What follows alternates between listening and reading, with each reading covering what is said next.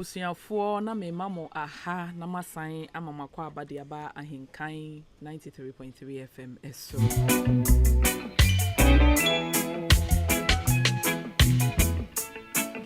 Ebre ason se yede apomuden ho nsem mapa. Ebre wo efri akua afra koma studio ha.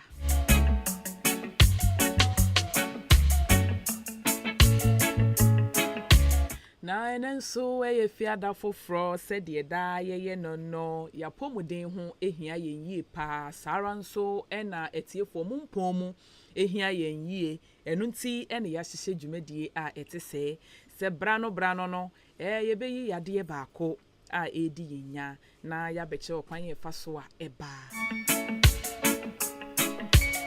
ye besanso ama wahunu ne ye beya ebeboa ama mpo yade na ba yebetimi ahwe yen ho so yie na enkoye kese na se man so a eniema yede begu akwan mu se de beya yade no yenya kora most of na eno no ehia yen yie pa na meche preventive aspect no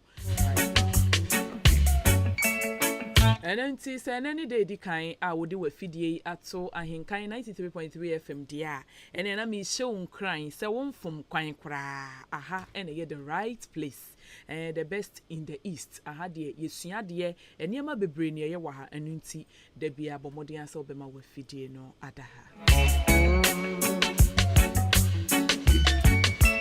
na me san kai wo se dwumadie ye de brewo fiada bia bra donko abo pepepe kosi se no mienu ebebo apa mu pepepe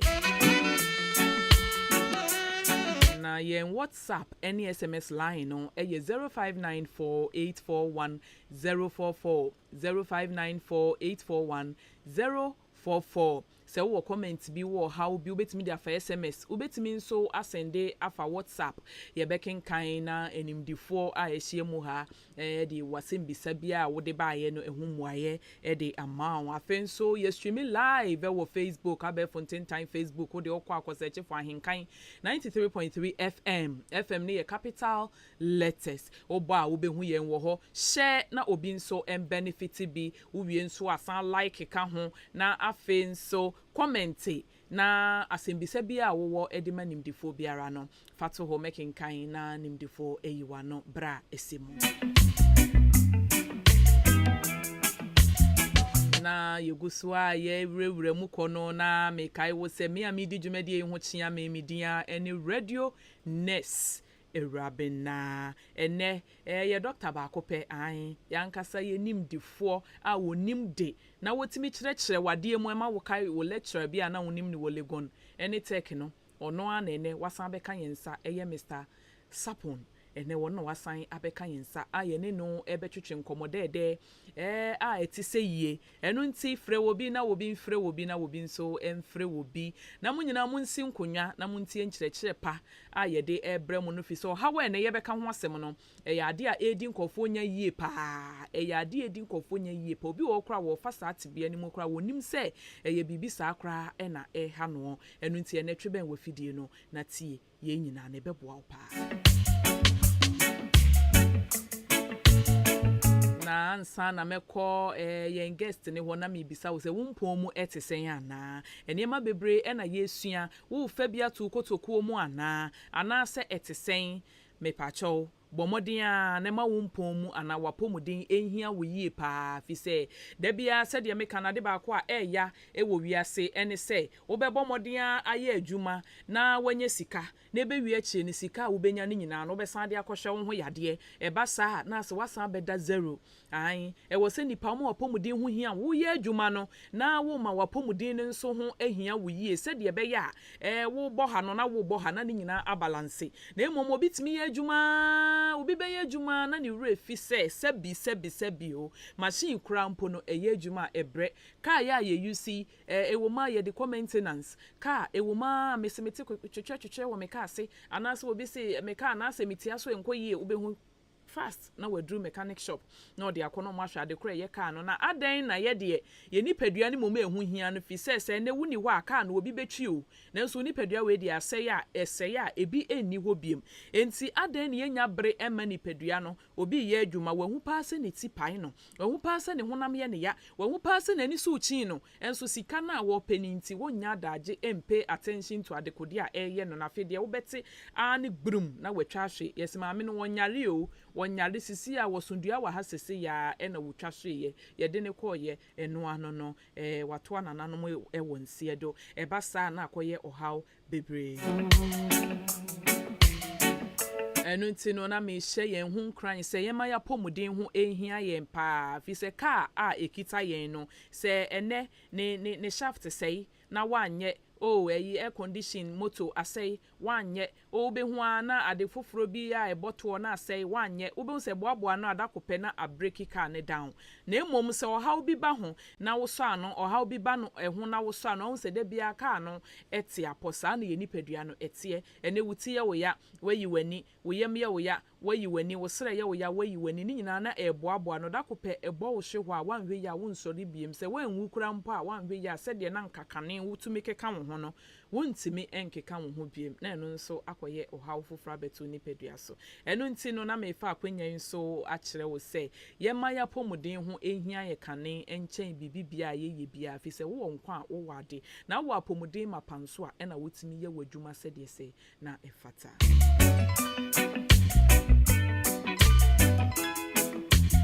na me koso aka wo se Ahenkan apomuden mredwumedie no wasoguso a wutie wa Ahenkan 93.3 FM eso no ye de bra ufia da bia bra donko abo pepe pediko sise no mienu ebebo apemu pepepe men say mre no meko studio B na makwa akoma Mr. Sapon akwaba Mr. Sapon me pa cho me ma akwaba radioness papa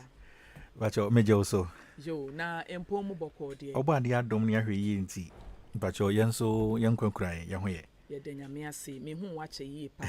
na me gidi se me name nso ho yi pa bacho ai ne ho ye pa ye de nyame ase abusuafo papa kasa yi de na ene no ne dapono so a ye be kasa fa ho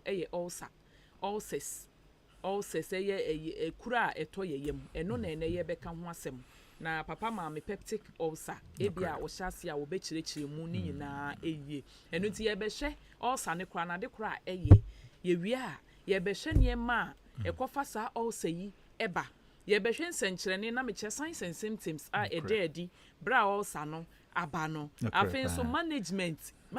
ne mesre ye mo aduro bia wa ha na emom ye kire wo niema bia ensese wo ye ana ensese wo ye bra wanya sa oha wo yi bi na ye wi a de de betwa to kra ne preventive measures eno de ehia ye yi pa se de be ye oha no enkoba ekra enu ti abusuafo Ahenkan apomuden mredwumedie wa Ahenkan 93.3 FM eso ye stream live wo Facebook ko search for Ahenkan 93.3 FM e wa be fonten time Facebook so wo be hu ye wo ho fefefe na we leave comment na wa share na wo bi nso a benefit ye WhatsApp any SMS line so e 0594 841044 0594841044 obetime e de message bia afa ho papa mami ena ye si peptic ulcer na ye ka peptic ulcer kra eno ene din na nka nsa na me pese wudi kan de ye hyase na ye hwe ye ka stomach ulcer in general na ye wie na bia be hwe types na ye wo no na afi wo de afa peptic ni mu mpacho yo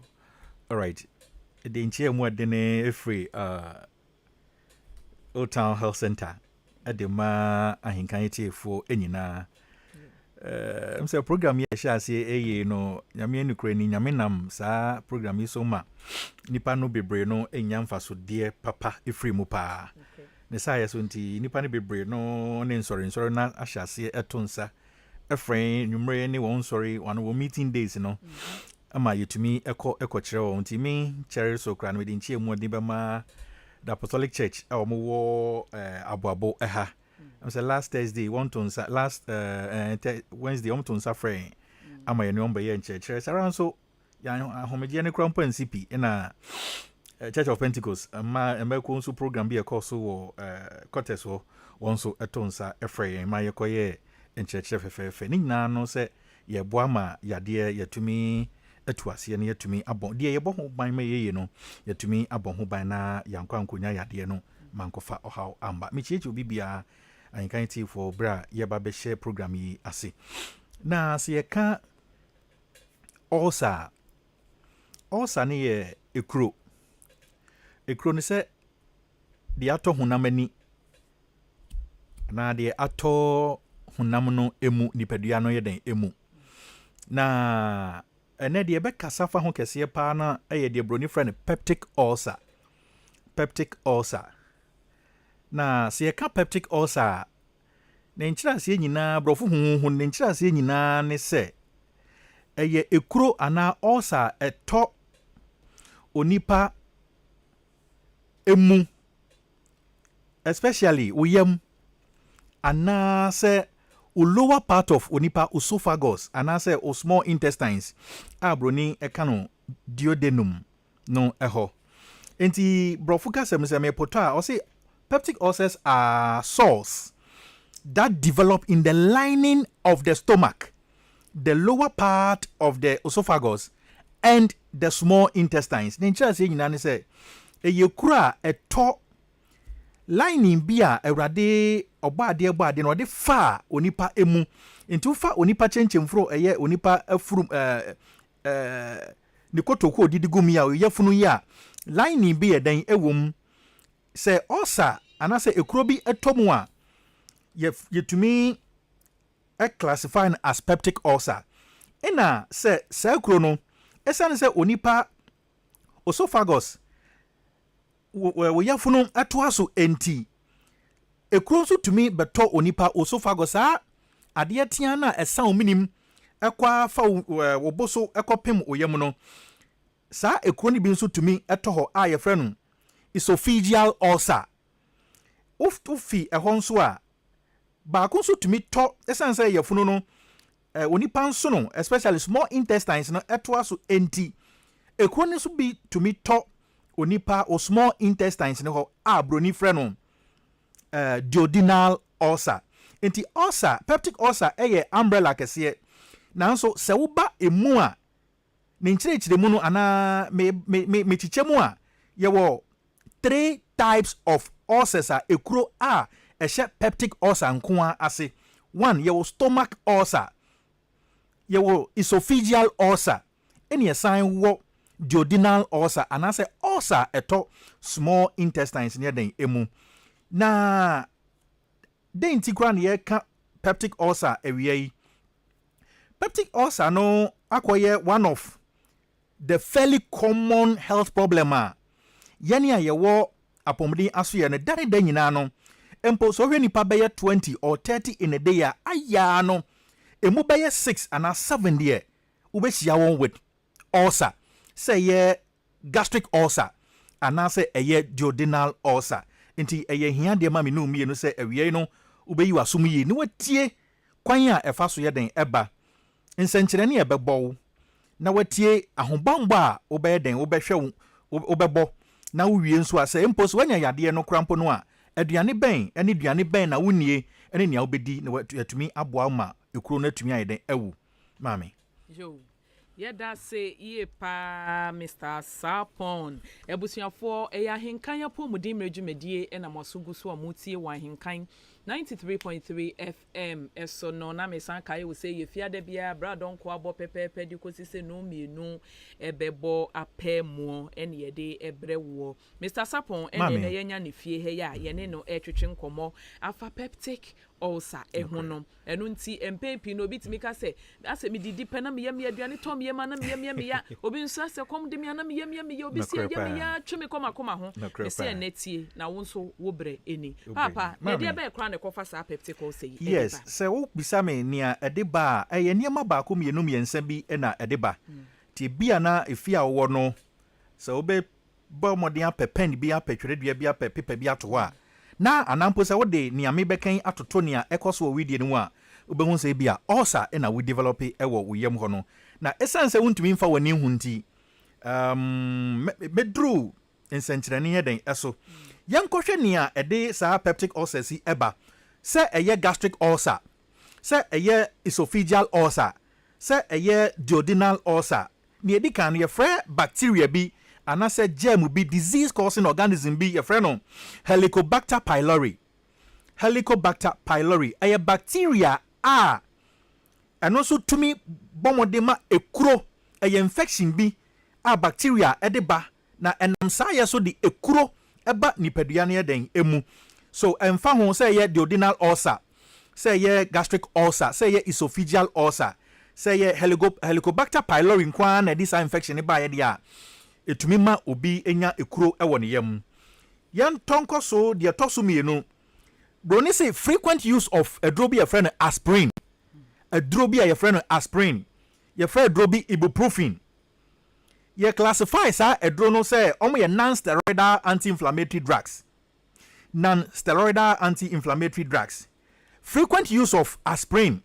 ɛne ibuprofen ɛne naproxen no ɛnso tumi di ekuro ɛba onipa ɛyam sɛ ɛyɛ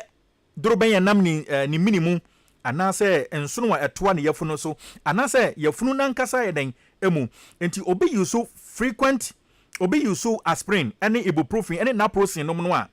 the tendency say otumi develop ulcer a ye peptic no e wo soro epa de atoso miensa e obi a onom tan husie ye friend bibi smoking say ye we say ye jot 55 ubetumi abo smoking betumi abo ebibia bi shisha ene nasefo so far as ehusie enam onipa ohwini mu na nam wanum na wotwini mimi all the time no content bi ana composition bi e wo smoke ni mu a enye very good for onipa esophagus no ene stomach no anampo onsono no enam saa ye so ma onipa nso tumi develop ne a oye saa no a onom wi ana onom tan husie no etumi develop bibi afre no peptic ulcer. Ye call number 4 too much intake of alcohol. Too much intake of alcohol. Ya bro so mribi atwam alcohol ensanwo na ya ma akwa yese ensa yade baako a emonipa ne gi nanso ekire de yade ebre onipa. Enti too much intake of alcohol. Mind you, alcohol na wonum na nkasa na it is considered as an acid. Enti se kogu chenchemfuro nim onipa yafunu mu a esene se nyankopon nyansem osande acid foforo a ye papa ede go nipa yam ma ebeboa ma atumi ayam waduane a obedi na ku emumu anyina no usan de acid foforo esan koka oyafunu de no ho a ewewi oyafunu line na nyankopon ensamu na awrade nyankopon ede semu no ama no so tumi kodane ekuro ede bre onipa ye fe ye the number 5 a ye kan ho asem eye bibi ti se stomach cancer. Mind you, yafunu no a nyankopon bo ye no anase dorobe na mu minimu no kopim mu yemu no anase wonso no yade pi na eha saa ene saa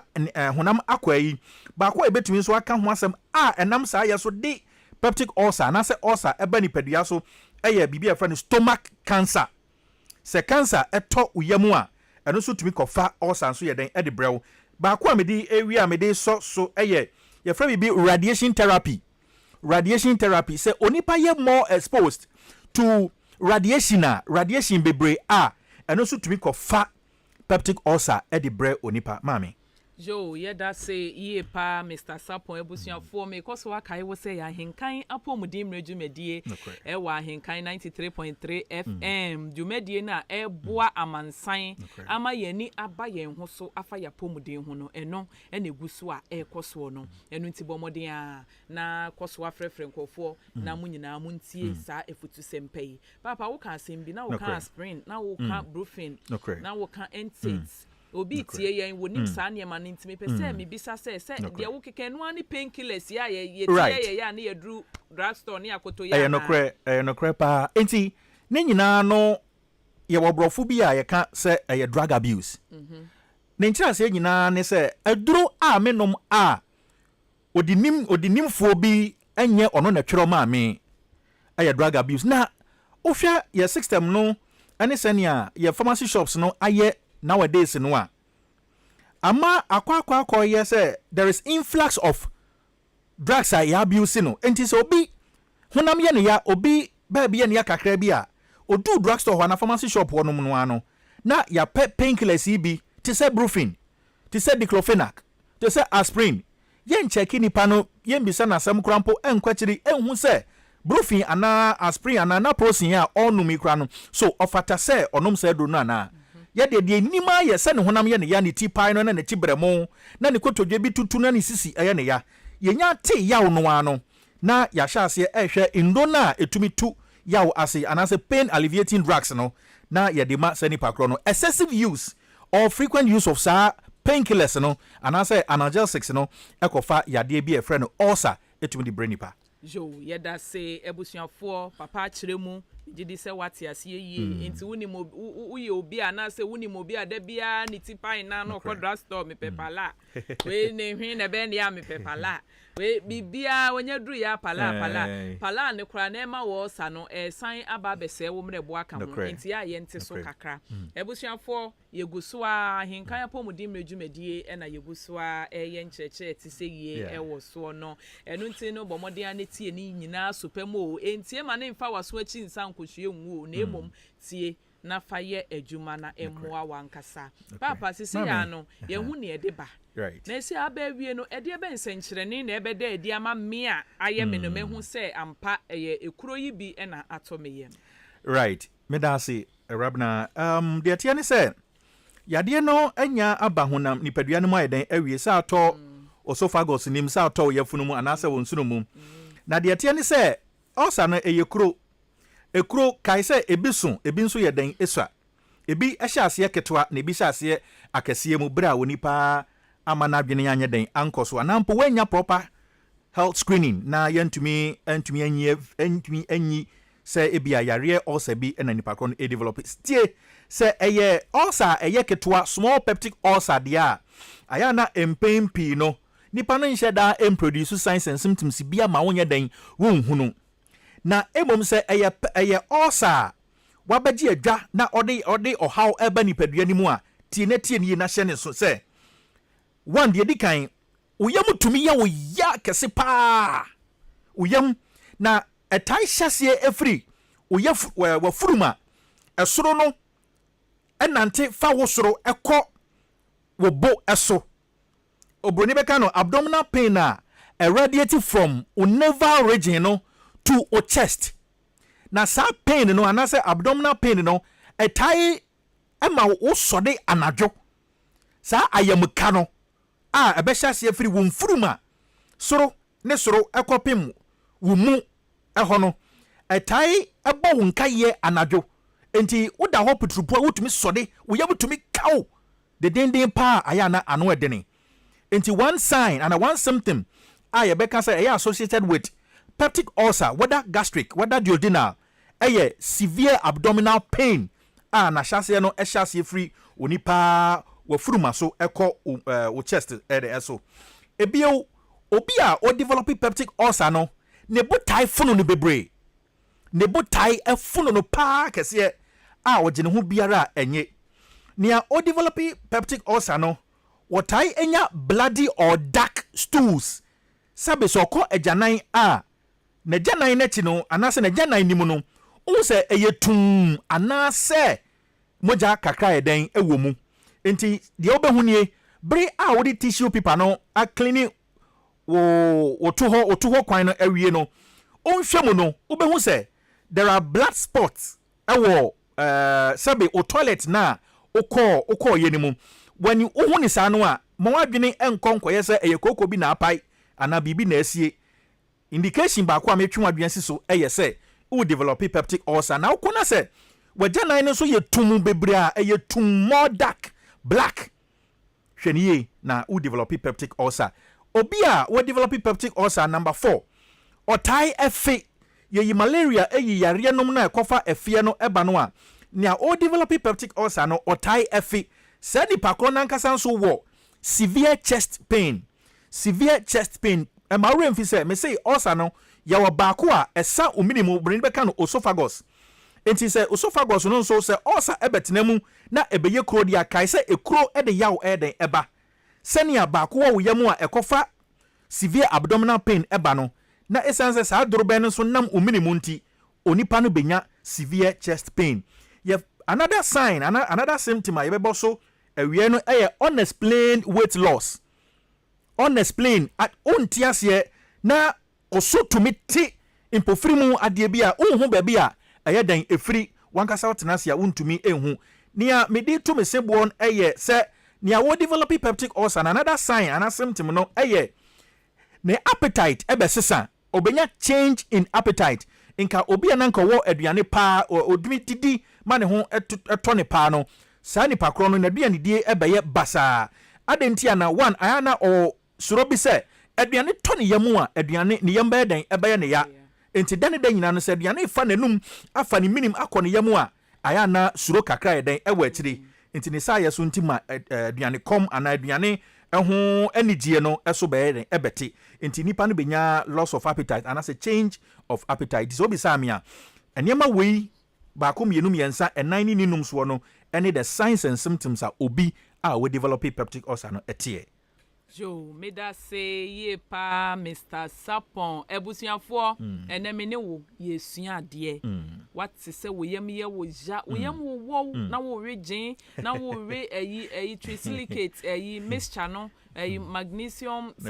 something na wo no ni nyina enko na wo fedro way no obi kire wo edro way ni nyina enko maame ko na ko hwehwem na ene papa ma yate ase se ebetimi aye peptic ulcer Ahenkan apomudemre ena wasugu so awutie wa Ahenkan 93.3 FM eso no na me kaiwo se ahomatrofo no bomoden a na fato baabi na enche bia mebie ekwan no ato ho na question bia na sase bi se bia wo bia no so de aba na papa eyi wano enu nti no menka se fresisi ya na emo mebobo na so wanya ato se bia mebie kwan no tumpe obetimi abemu ntem 0201944485 0201944485 and I said 0554 820910 0554 820910 na watchora to baby fefe e de ama me ye guso aye kasa ni nyina na wo dwene wasem bisa no utimi churo gu paper so ye wie na wo fresi mu pe na chese wo bisa kosa papa preventive aspect okay e de ema sa na ye be ya ye de be boye hu ban free sa peptic ulcer eho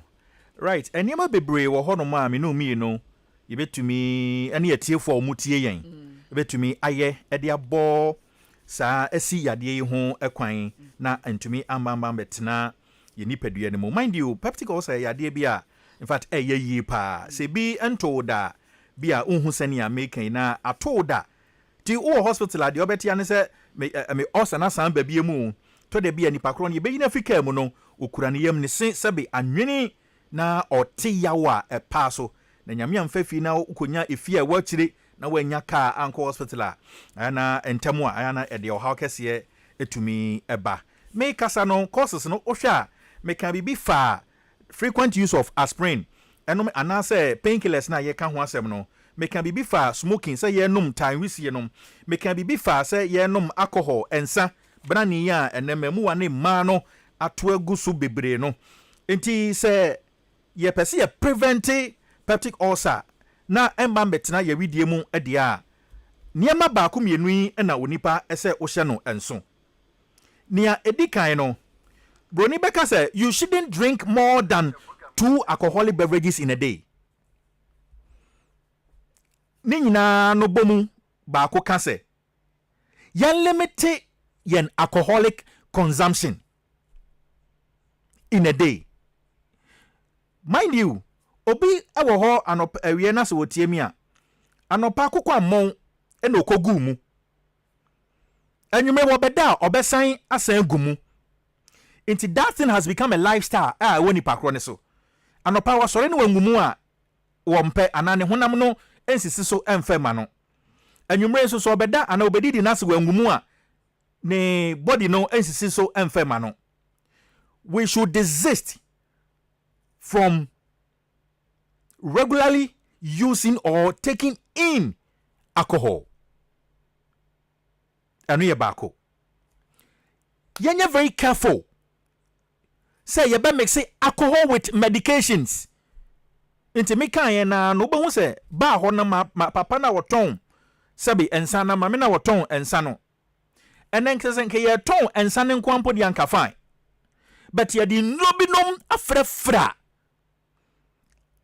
Alcohol no anase ensa no ama ensa ne percentage no abronia ewosenka ebro so enti wondom a etumi di ekuro eba onipa ewidiem ebiew meka infections bacteria edisa infections no eba ede ulcer no eba bronifre no Helicobacter pylori no enti we should also keep washing our hands all the time with water any semina and running water yebetumi ahohoro yensa all the time biara na yankwa nkofa sa infections no amfa nko yan widiem. Number 4,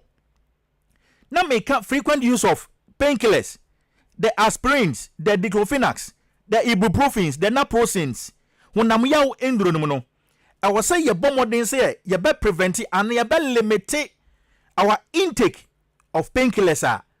ewo abonte no. Mind you, se woko na ukoto sa nieme ana pese wonum sa eduro ya. I was say doctor ni na e prescribe edema. Nia all pharmacy shop one the one misem enye hwehwemu bia. San se utina e paiwo no usisi na eya oya no kura fitia no pakra wonton niema ti wo kan ya no odan ne ho ano obeyi bi e de amount se wonum na wo yade na kɔ na etire wanya peptic wanya ulcer eno no nheda nye ne dadwene kese nti maame eniema baako mienu miensen se yete yensa yenom so se yemfa ensa emfrefra eduro bia. We are not mixing alcohol with medications. Mind you, obi ko hospital ni na eduro na ye kase eduro ya wonumi emfa echirinsa. It is there and there na hu se nipa kro no opeso kire so on de onim nia oyenti bra wonum eduro no na wosan nom ensa eka ne treatment a wo de eden ema ne ho se wokoso wotisa na wokoso yesa etumi de ulcer etumi eba oso yenhwe se ye be hohoro yensa eyi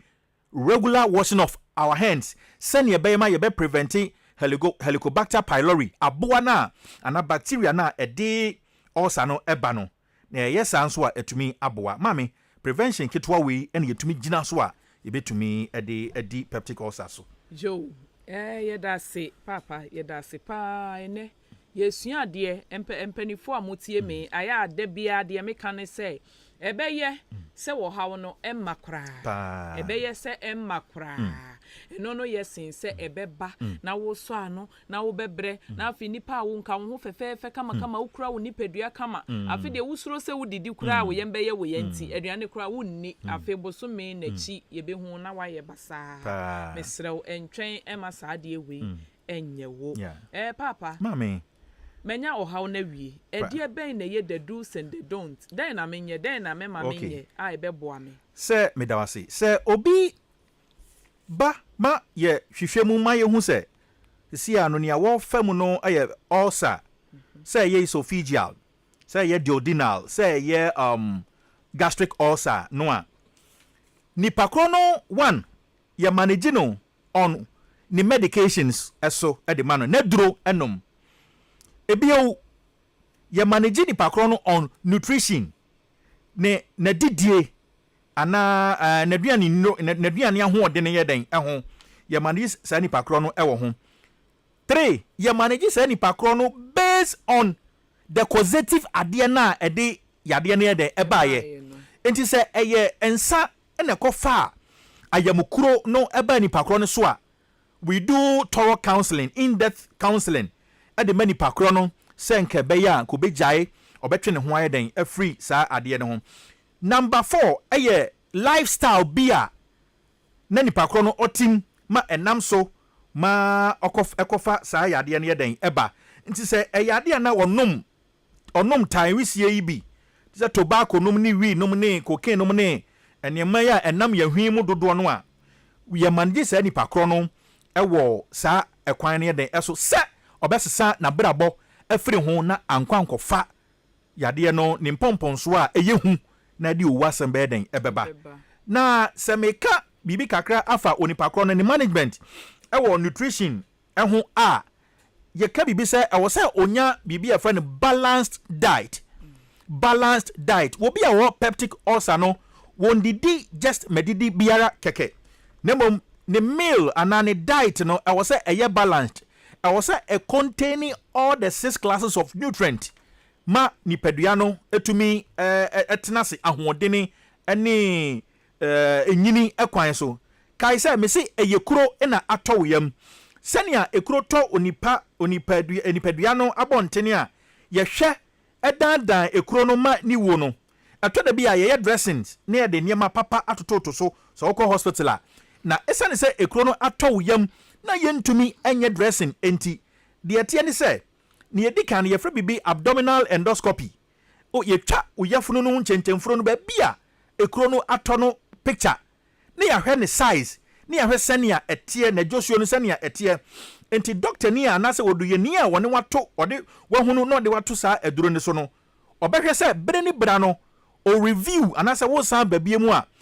ɔde saa emfoni no ɛbɛtoto nea wasan aba n'anim ne ho na wahu sɛ wahwɛ sɛ ampa aduro na wɔde ma wɔ no ɛne nea afutu a wɔde ma wɔ no enuane a ɔka sɛ kofie na kodi no ɛne nea ɔka sɛ sisa efiri ho no utumi yɛ yana na woyɛ saa no a ɛbɛkyerɛ yɛn sɛ ampa afei ekuro no yɛ den ewu ɛwɔ wiyam deɛ mepɛ sɛ meka ma atiefoɔ ɛte ne sɛ ɔsa ne bi wɔ hɔ no mu a yɛtumi sa ɛma ne kɔ na ɔsɛs ne bi nso wɔ hɔ no mu a yɛntumi ɛnsa ɛma ne kɔ na mekyerɛ mu sɛ wɔ question bi wɔ hɔ bi wa mepakyɛ wobɛtumi ato aso ama okay ɔsɛs na yɛntumi nsa ɛma ne nkɔ no broni ɛfrɛ no refractory ulcers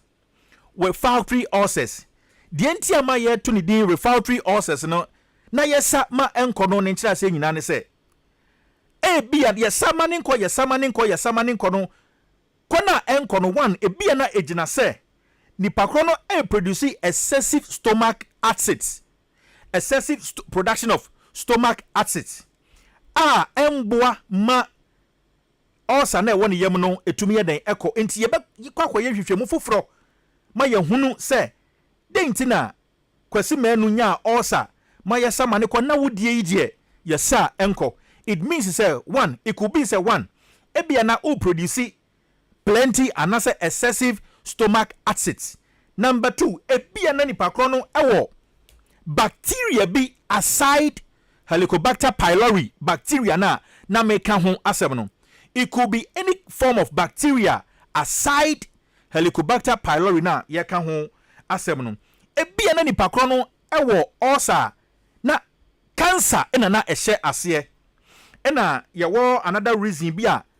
yɛka sɛ ulcer bi hɔ ɛnkɔ no another reason yɛde so ne sɛ onipa develop yare bi friend Crohn's disease a ɛno so tumi kɔfa ulcer yɛsa ɛnkɔ no nso etumi yɛ den ɛba maame jo yɛda se ebusianfoɔ ene peptic ulcer ɛyɛ ekuro a ɛtɔ yɛn esophagus efenesen twi no kra yɛ den ai enumu ene yɛ ka ho asɛm no nti obi wɔ hɔ abon so ɔse asɛm eboyɛ me ya asɛm nufu mienu ne ntem na sɛ hɔ tweme maame papa sɛ wutie dia ne yɛ enu bia enu nti bɔ mmɔden a 0201944485 0554820910 mepacho ye bie kwan no atomo ama sembisa ebra so se won so wo bem wo asembisa bia sa abre ya na wa frentem na wa bem ntem franchia na ye wapomuden na wa geme so se ewo me a mensem fi se wapomuden no wankasa e na ekita wo hello good afternoon mepacho wapomuden ewo me a mensem pacho udi ni baby a wo free pacho femi kojo mkata fi asase yo bra kojo yeti o pacho mbese bisa doctor say sawo dun so na se obema mu sisiwa ana se sawo dun tentema pacho bese mi hu ya yare kun yo doctor ebe yi wa no why enti koso a na ti adwumadie no emayen yeda se wo frɛ ede ba adwumadie no eso ebusuafo na mekai mo se 0201944485 0554820910 na mesremo an so se asembisa na ya mo bisa mo momoden se mo bema no atimi aye more of ne ne ye kan ho asem no se de be ya obi nso wo sebi ekuro bi so na bia network semu nti no ontimi emfre anampo se baabi owo na bia network na very poor ba asem bia e wo se nko obisa efa yade enwe bi ono so obre wo betimi abisa na wa benefit from ansa no ebi ntimi sre ya na ya bomoden ase ye bema ye nsem misa na fa na ye kan ho asem ene no ehun medamase hello hello wapomoden Oh, me am some. Nana one when chifo nyina ho te say. Oh, yeah. Nana also wapo mu e. Na, come there na say me young to. Oh, Nana kose.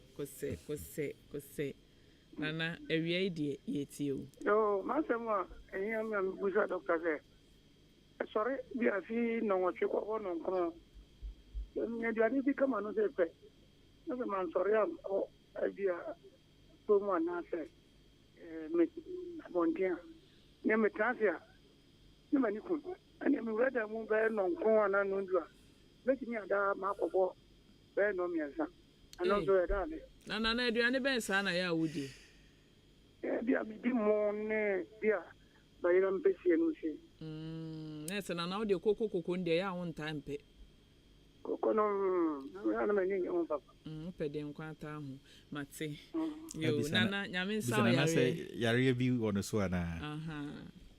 Nana mpacho papa bi se bi o se yare bi wo so an se bi amojamro so esiche ya de. Abi ko doctor ga ni me bi ani wa ya kacha me. Nana de o wait something o ko 90 wani enso nyame ehira ne pa. Nana nyame nsa wo yare emaye.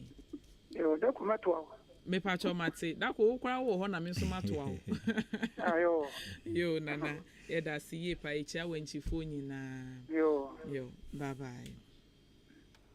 Asene for 0201944485 0554820910. Hello. Wapo mo day. Ewo me ya me mfam. Me pacho udin any baby a wo free. Your friend Odame. Make a free Ahenkan. Yo, Mr. Odame Ahenkan fo nyina ho ye.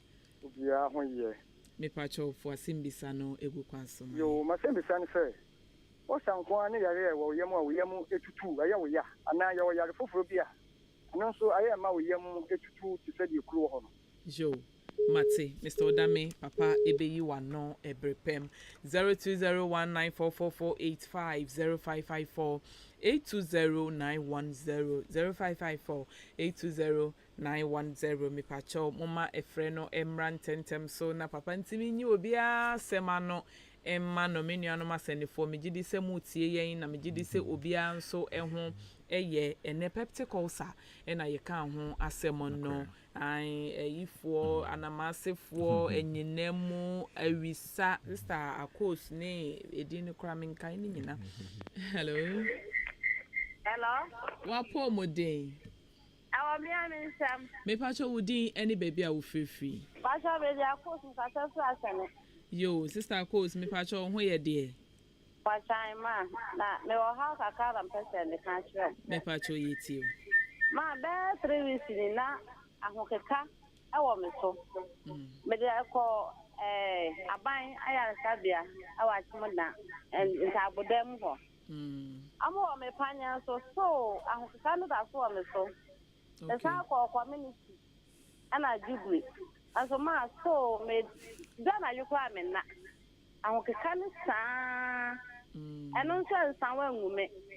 am so me prona ma jaji nso ho yo yedasi yebeyi wasem na no ntikoso aneti mai ba cheyo bye bye 0201944485 0554-820-910 nyame adoma papa next week die mabeye bi pen eno me nko na mebeye na me de hyehye me ho na next week die me say wo say ye hyeda ye no question time afrefo no be fresa from 1 na kopim 2 na afi ye de 30 minutes answer questions ni nyina because ye hu say tiefo no ebi wo how pa ye nso ye mpenesa say tiefo no be yare omu ni ho a ye nso ni ho enti na wo twe se na de asimbisa nko a hello good afternoon me pa cho wa po modern Odin any baby a wo free. Pacho me de soje je tin ka se atimo siwa. Pacho say Isaac. Soje je tin atimo. Ejekum. Jo. Pacho. Pacho etio. Edin so to yamon so atina o and the thing is na fe so. Pacho say manti wasem bisa ni ye. Pacho me say ebisa otu yam de bia otu nya o samba se mo se tu ana Oche wo yem koma de bia yo ana second question see prostate so nya prostate ya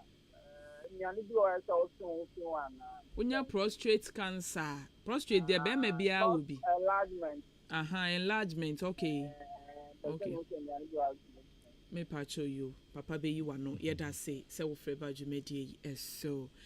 0201944485 0554820910 na me kwaso aka etifo said that ne next week na watwe se ne question time me de animdifo akukudam miensa ene beba beka me ankasa me ho wa ha ye fa field ni nyina ye fa midwife baako papa nso ebeka ho wa ha on de otimu dada na ya pe foforo nso aka ho biem na omo aye miensa na asembisa bia from all angles a wo de beba de fa adwene mu ye fa general side de fa apemfo ne ho nsensem ho ne fa mema ho omo ju nso twa bibia animdifo ni nya beba fie ha na wotwe se ne enti efichna ede kɔ ne de bomoden ase wo nsembisa ni nyina churo wape notebook esie ba kono wachuro gu mmadi atwen next week Friday 0201944485 0554820910 hello wapo modern me pacho udin any baby a wo free Eunice Oda. Yo sister you me pacho wumpo mu boko de Pacha bibia boko. Yo mo asembisa no nyame adom yenso yete apopa ma wasembisa no enkoma ye. Pacha na menya all campaign. Na bra menya all some call hospital no. Doctor kacha me say mama ndi aduane acid wo. Ena aduane so a contain gas. Okay. No, so me di fruit acid wo mkra na so se me di aduane a mama yansa. Me di sa fruit no. Ba me nya ya che na nso yansa me di aduane a gas no na se mokowom. Na me di fruit acid wo mpe. Bo na se me fuma mu ho no eye me ya. Na me pe busa se eye o sa na pese ba na se eye David se eye san so a mit aduane edmo do to me yempena me yem ya ntache se aduane a eye light na se nsu aduane yo na me pa cho mfie be sen ni a wunya all sa no my son said 10 years 10 years okay mate papa ebe yiwa no intikoso aneti dwumedie no eman yeda se 0201944485 0554820910 hello me pacho wa po modern Jamia me se ni mabra boso pacho udin ni baby a wo free Nana Fori me pacho mo asembisa no enkoma ye na me pese de wo je so ne pa wa brabo so wa ya de nyame nhira wo ye tie wa sembisa yo ayeri ni mamo aha ani boni ekuma yo ye da se yo wo problem na me problem na ne se ni so na mbe mo me ya ache I started at the age of 14 years. Yellow is your mother. But the consume, you, a quick womb. And yet, because you seem to sense you. A certain number of women are starting at his moja, but never light blood, and you so deep blood sack. And what is a moja to try. And what go on the journey to prepare ADHD. But it's not to but still there are pains in the material. Sometimes if you want me to know to within the Namadoman. I'm patrol the choir Sabia. They call for the house, so Oma woman, Omola woman, almost in the near baby that is here. And to make up I'm school. I don't know, I think I do 40 years. I mean, more about that and some more about that. Na yawa. Me patrol. Now, also free here, fan. Aseni yo me pacho ye wi aye de number betu dwawai na wa free na said the work and serious when you feel saying 35 years 35 years into one way ya me pacho de ye wi de number betu dwa why ye da say wo free ba jumedi so or the sabons and the bear na yera nasa. Onye be crown fan you. Hello. Hello. Me pacho wa pomodin. Me I mean Sam. Pacho wudin any baby I will free voice e me voice ya. Pacho me din de ya bo Sam wa me ka se free atem kokobin. Yo, Mr. Same achem kokobin o voice ne de menya tepe na mate e very romantic. E wie ye tie wasem bisa. Pacho e ma sem bisa ne se. Na me ho kekabe na me de akọ hospital na o me do man no ma je na saba. Amu mi ti ame anwadu ane je ma me ni nti e do na de ma me ne sa na ma se di so o ma na asaba na we se fere na e de nti na de ba ye de do ni ma oni esi me ni a wadu ane onu me do ni we anu asan edi na aba na mo se me no de me ma me ni ba me we de me ti ni okay na me yo yati ye da say ye pa sa ofreba jumede so ko so eti papa ebe yi wa no ebrepem yo 0201944485 ye fa afrefu etwato kra mienu na afi ye ja akase mu na ma papa na webu anse misa ni nyina anno. Hello. Wapo modern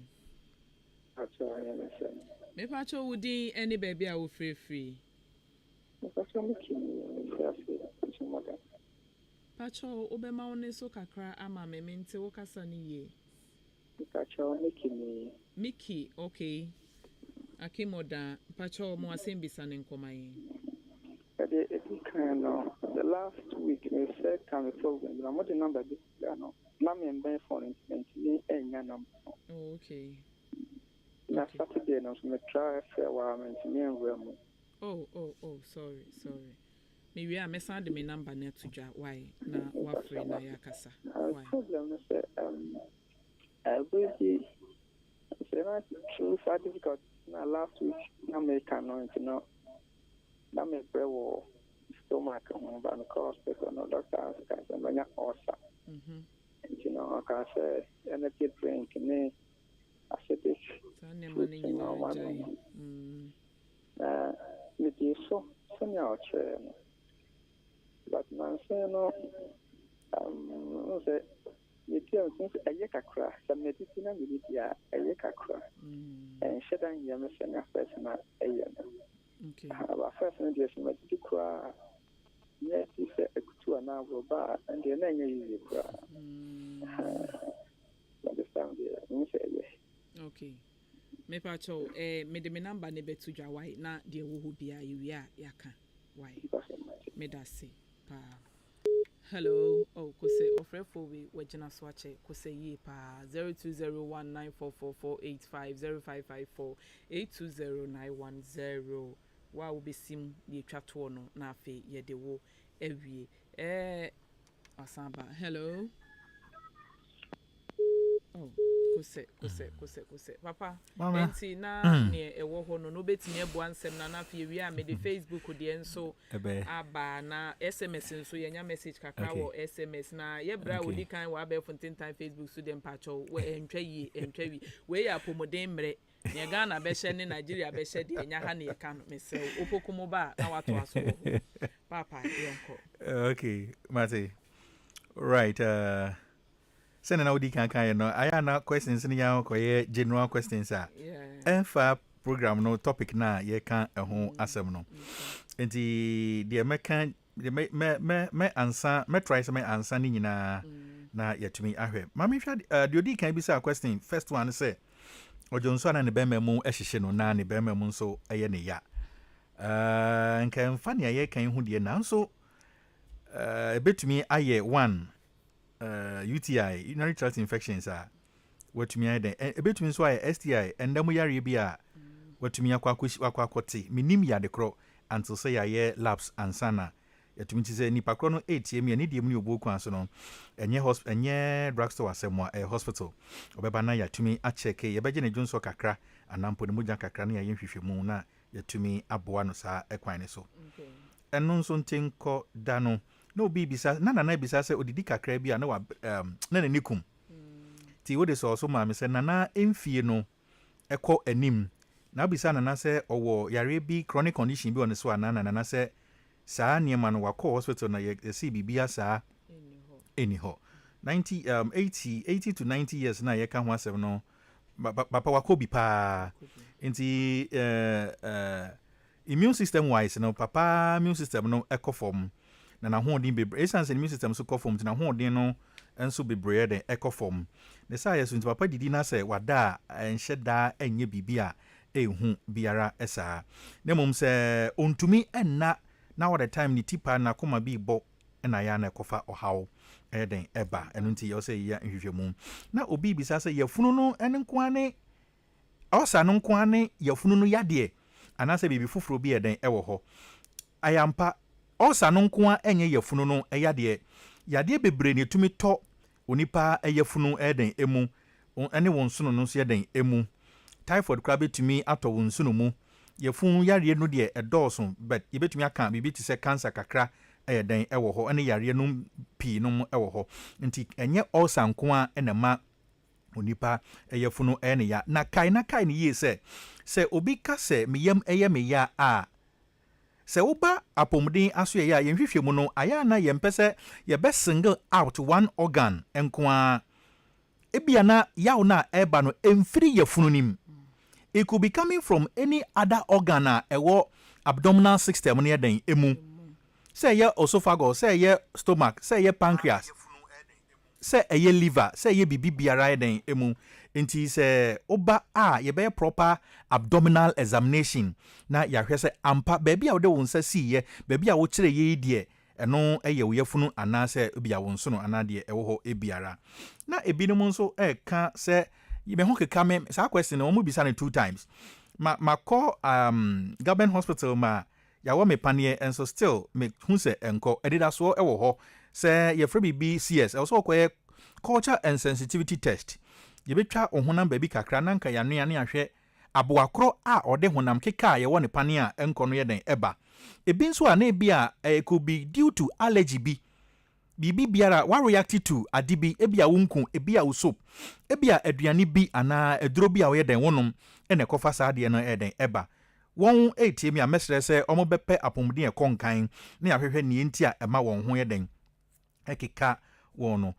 question bi bisa ya na mani age ho kese pan so se me cheme ho komo a eno so yesi e de osaba na eyampa ana eye nokware enti yenoma yetumi ye hyeyen ana yankasa hye ye ho se ye kɔ muada bia 30 days and as 21 ensio nim bibia enim no ayana we are at risk say develop also na de tie nie ansa na onipa se nipa nyame bo onipa no or the acid bi egu nipaduanim a eye good for onipa oyefunu no na de tie ne se wote aduane hwa se wote aduane de sempo so bi ne ka se aduane wei eye me de na minya akora medi minya medi a entempa no ara no na acid na ewo wadwen na kasa kire oyefunu no na acid a ewo oyem no security ababegum twen se aduane be fi wanum afa omunim na abegum na wayam na ni enuane ahoɔde na ewo mu no wache enti se nipa ne be ya adwene pa se wo ho na owi chewing gum a ekom de wo pa de enti a etisa ne se bere a wo sha se owi chewing gum no ewo wanum na wanum ana wo minimum so etoa so kopem wo yam nti wadwene kasa kire wo yafunu no ma ne security acid ebegum se otwen se nka ade a wo we no emegum na nka wonyam na nkofa nsunsuanso papa emrew enti se begum na se otwen na se bibia ama eno ho eno hya se owewe nsamude na nyankopon ede esa onipa oyafunu no chenchemfuro ne den emu no enti se obi ekire ne ho ekomo a ede etumi de olsanso tumi eden eba obi nso bisa se medi aduane a spices wo mu a oni kro no kra na wadi kan ansa ne ho kra deda esanse na o se oye ulcer patient a call hospital na wata hu se odi aduane a spices any acid wo mu a odi fruit a acid wo mu a bibi ti se citrus bibi ti se pineapple no ana akofa saa ayam kano atumi ayeden aba enti ye besre se ye diagnose obi ka se owo ulcer aduane a contain spices no ode ne tonkwanta won anya den won empire deɛ etwa to na 35-year-old man bi enso bisa sɛ odwonso ana emu ɛyɛ ne ya sɛ na medical kind. It could be coming from an STI source, it could be coming from an UTI and also a source. Obehia hwehwemu a ɛkɔ enkan na yɛtumi ayɛ den aboa ano. Ɛmfa ho ne bre a onya yadeɛ no sɛ onya apɔmuden a hwehwemu no kɔ nkan a yɛbɛtumi ahu aboa korɔ ne baabi a yadeɛ no yɛ den efiri ba na yɛanyɛ ne saa ana ɛtena papa so a ɛde ɔhaw a ano ɛdene ɛbɛ ba nipa dua no ɛso. Na obi nso ka prostate enlargement ho asɛm. Prostate enlargement no nia ɛwɔ sɛ onipa ɛya ne sɛ wobɛhwɛ sɛ wobɛte wo nkyene edie ɛso wobɛnom nsuo bebree na wahwɛ waduane sɛ containing all the 6 classes of nutrient a wɔ in all no na wabuild immunity a ɛwɔ soro sɛ ne bɛma ɛbɛ fight against infections biara a ɛkɔfa enlargement ne yɛden ɛbaeɛ. Mama say nia ɛwɔ hɔ no for now. Yo, me da say say ye share SMS normal message so na ye nua bi ebisa say abemuwa e wo mfie dunkron 19 years na wodwonso na wote ya wo ne be memu a kwan be no befa so a obe sisa ohawi yawo ankasa indication said there's a problem with your system. Eni kwan say onipa o hɔ a wote yawo a na odene na mpempi ye wo yawo no ye mu categories ani ye wo mild wo ho ye wo moderate on ye wo severe e wo ho ni nyina no ye yawo me wo ya me wo me nti yawo bia e wo me widie mu. It means there's nothing going on, but say me jonso yade a it should come out freely. Ni kwa say me chim na me jonso na me nim sisa say me jonso na me ti yawo sharp pain e wo me be me mu a it's an indication say me wo problem. Na problem ni nyina no bekwa kutwa awie e hospital so obekọ na wakwa ye nhwehwemu die ntia ama ne bema mu no ede ohaw ede yaw ayeden ede abre no. Yo papa yeda say ye pa na me nso kakra me nso me pese me de ka ho ne say memu ana aba 19 years so jonso aba memu ye ya den na akoye ye aya ye ma ho bambo ne hia ye nchen ede no wa ma oba na koye family planning wadwen se wawie ntie wo se wo bone raw yare edoso yare aba enti wo gi wani no na wo dwen wapomuden so ehu ye kwa be fontin time Facebook so nso a ye nua be ma Steven enti amwa wo se opese wo hu se be ma wo se please I want to know if a man under 1 minute in bed can impregnate a woman. So no the mo no 1 minute wo se under 1 minute. Oh kose wati. All right, yo. Ni nyina no begina the amount of and I said the quality of semen be produce. Okay. Say quality no e wo soro na hoden e wo soro sex is sex. Fa ho ne minute and duration kra edi ye say enkwamo na wo mimu no ahoden yare bia ni wo mu oba no so afam oni yade bi akra no a and the person me twa ma tie ase say under 1 minute no tie ase say initial sex and I say first time sex enche ti say me ne me yire wo ho na ye bedi nhia mu I say topic ne ya akoye odo ahoma is it a program me odon taban but ye ntwa ho kakra mfa ho. First time sex no ayana mpempi no initiation enche bebre enti let's say under 2 minutes na ohun esane a ayana enche danye how nemom subsequent ones na aya edi akire no eno mom no eche sene first ones no naturally sana nyankopon ehye no enti say oh yeah under 1 minute na classify under initial and as a first sex no ho a mema ne hye da en how bebre nemom say ye koye nim bebre ye koye nim de to aso no na say saa na tie de a na it means a problem ye den e wo ho a obehia expert advice any counseling any treatment na etumi aboa onikro nya sa awade no ebe basa award obetimi awo meboa obetimi because enkwamo ani bi omo aso odin omo ho ha papa eno sa na oye osema nkwa jempo mede toto ano na wo so onyem hwe ba ko bia na otewo ne ho den mirika bi ni wura mu no enti eno po de obetimi awo na emo oba na ni gie no ene ya asemo no obi nso bisa wo aba fontin time Facebook yi so say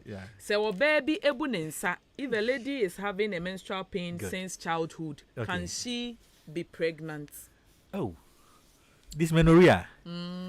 Oh, emfa I won't fa dysmenorrhea ho ba kokra. Esono baby a dysmenorrhea edeba na semen won so esono ade a edeba. Say ade a ne system no ana ne organs no viable bibia edana kwemu na boni bia enimu a dysmenorrhea one of those. I mean one hour more dysmenorrhea painful menstruation from birth and a shasi nanso ona wo afa won ho afa won ba nti enye wosi akwan kra ma obi a oba opeso yeden yeah. Oh, okay. And yenua bi nso bisa wa how spices. Good. Odi gas food enye spices good. But odi gas aduane a gas say beans ne sa ne amana na aseniyam eye ne ya nti eno nso peso hu gases no in one way or the other no irritating and I say espake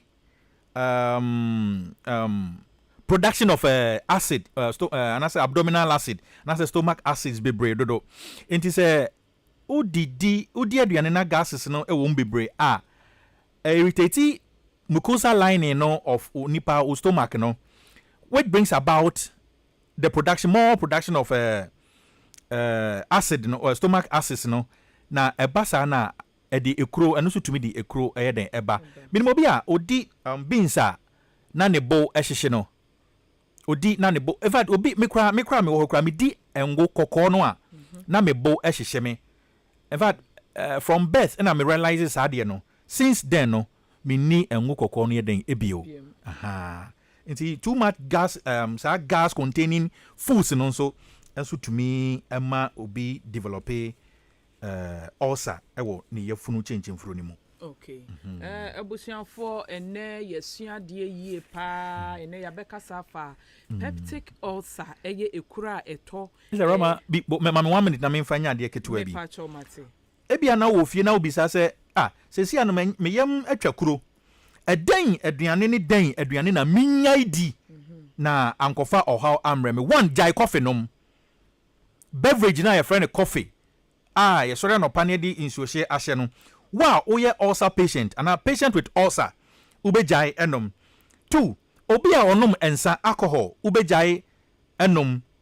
Wa onom drinks a contain caffeine ubejai enom.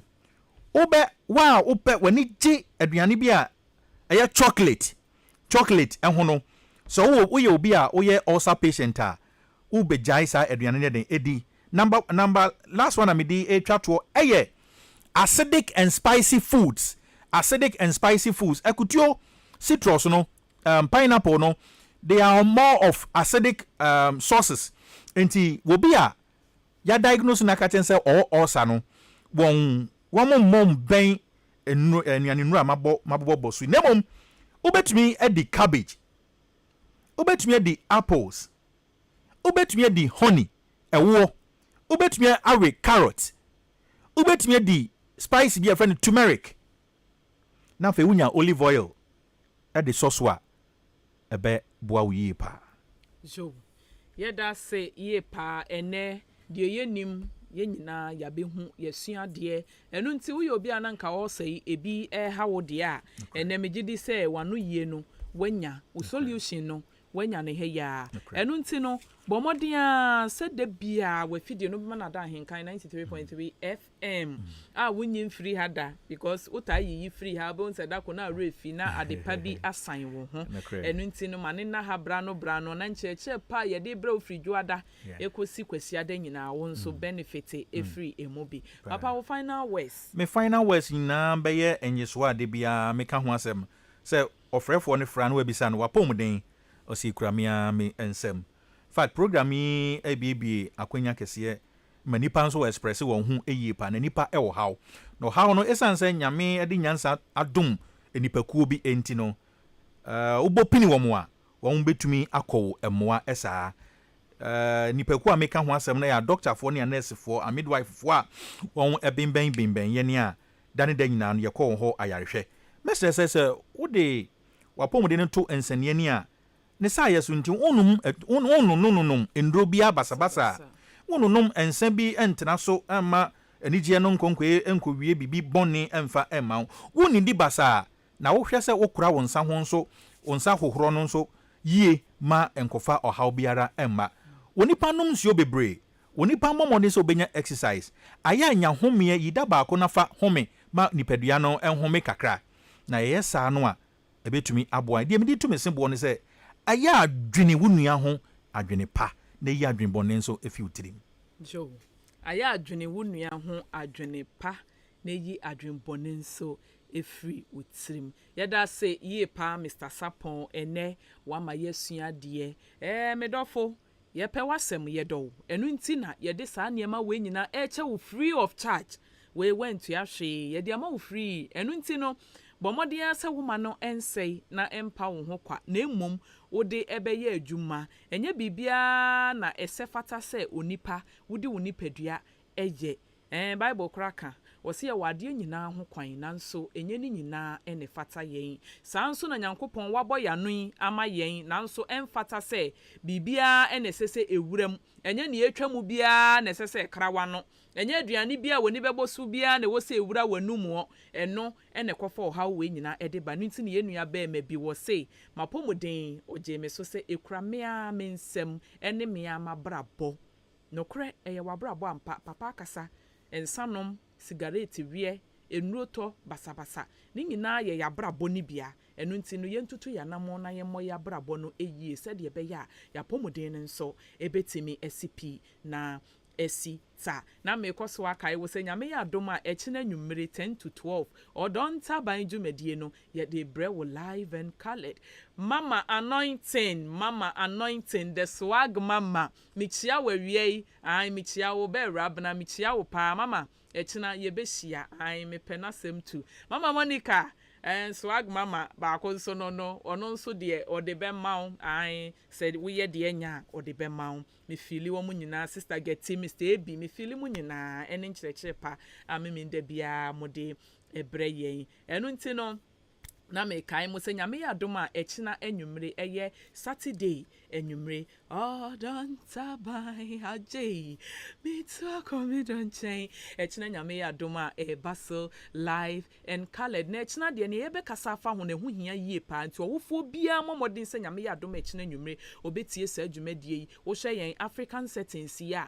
wo bakora akɔbɔ so mama boy bi so opɛ me de we obetia no mama me classmate bi gye me kɔ hye adwaye no ye se de we mama betia no ɛkyena ye bebisa sɛ ɛyɛ sɛ sex education ye de bɛma ye mma no entem ana sɛ enye sɛ ye de ɛbɛma wɔ mo ɛno ɛna nyame ya adoma ɛkyena ye ba na ya ba bɛhwɛ ɛno nti bɔmɔden a na tie ne yie na ye wia ya sanso ɛde nkyerɛkyerɛ pa ɛbɛboa ama wa wadeɛ natimi asipi na esita nneɛma a ɔba wa afoɔ ɛsɛ sɛ wo ye ne ma wukunu ani ɛgye wo ho wo bɛwo awie sɛ 5 6 na still ɛbɛma wagina wo na so na ye wia ya san the health statement asan ama nneɛma ɔba wo bɛyɛ a wo de bɛbɔ ho ban sɛ wanyi adu mpani fie so wadu menopause deɛ na wobɛyɛ a still our sex life no ebe improve na wukunu ani agye wo ho na wonkofa alangadua bi emma meka sɛ we de mekɔ ye no na emu chi na emu da hɔ enti ɛkyena hyia me ɛwɔ odon saban dwumadie ɛso me number no ɛyɛ 0546827329 0546827329 sɛ ɛyɛ apɔmuden ho nsɛm sɛ ɔhaw bi na wo fam wobetimi afrɛ saa ahomatrofo yi afei nso sɛ de papa di kan ne sɛ woyɛ dwumakuo bi na wopɛ sɛ papa ɛne ne nimdifoɔ ɛba na wɔn bɛkasa ɛkyerɛ mo fa ɔhaw bi ho a na me nso meka ho me nso mintimi nka ho papa nko abetimi aba wobetimi afrɛ na wɔn nso yɛbuki wodie ɛde ato na brɛ no so a yaba na yɛne wɔn abɛkasa afei nso sɛ mɛkuo adwumakuo biara mo pɛ sɛ mo te nsɛmpa fa awareɛ mu nsɛm awareɛ mu nkyerɛkyerɛ mpa so agudie ne nyinaa 0546827329 afei nso sɛ wopɛ pastries any catering services meat pie wedding cake birthday cake adeɛ bia wodi occasion drinks local drinks bibia aduane free fufuo so kosi kokonte benku emutuo jollof ni nyinaa wo pa afei nso photography any videography say wo program ye no aduane ye bibia na yasa be video program na twa video ama o package a eye kama ni nyinaa ye 0546827329 free na ne nyinaa yɛnyɛ ɛma wo yɛda wase dasene yɛbɛsan so ahyia me a medi dwumadi ho kyia me media ɛne radio nurse Awurabena me nua bɛma kɔbike ɔno na de nnwom ɛto aseɛ san de yɛkɔ abɛɛfo ntentan Facebook so ɛna yɛnua Mr. Sapon so ɛne boa yɛn ɛde nkyerɛkyerɛ a akɔnɔ na ɛde sei ɛbrɛ yɛn yɛda mo ase dasene yɛbɛsan so ahyia bye bye